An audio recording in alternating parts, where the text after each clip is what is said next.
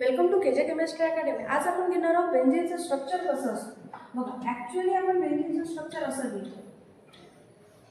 बेंझीनचं structure कसं लिहितो असं। याला ओपन करून लिहायचं बघ। 1 2 3 4 5 6 कार्बन किती आहेत सांग। वर 1 आहे, या साइडला 2, या साइडला 2 आणि खाली किती आहे 1। बघ या दोघांच्या बीचमध्ये काय आहे डबल बॉन्ड आहे, नंतर काय आहे सिंगल बॉन्ड, नंतर काय आहे डबल बॉन्ड, नंतर इकडे काय आहे सिंगल बॉन्ड, तर काय आहे डबल बॉन्ड इकडे आहे सिंगल बॉन्ड। बरोबर आहे। पण कार्बनची व्हॅलेन्सी किती असते 4, कारण की कार्बनचा ॲटॉमिक नंबर आहे 6 आणि आपण त्याला लिहितो 2,4। बरोबर। तर म्हणजे याचा अर्थ कार्बनची व्हॅलेन्सी किती आहे 6। तर बॉन्ड किती लागले आहे बघा कार्बनला 1 2 3 तीनच लागले आहे। म्हणजे एक काय राहतो आपला हायड्रोजन, इथे हायड्रोजन, इथे हायड्रोजन, इथे हायड्रोजन, इथे पण हायड्रोजन, इथे पण तुमचं हायड्रोजन, इथे पण हायड्रोजन। ऍक्च्युअल असा स्ट्रक्चर असतो, पण आपण असं लिहितो आणि म्हणून आपण इथं हायड्रोजन लिहत नाही, पण हायड्रोजन तिथे असतात। बेंझीनमध्ये हायड्रोजन असतात म्हणजे आपण लिहत नाही आणि हाच आहे आपला बेंझीनचा स्ट्रक्चर।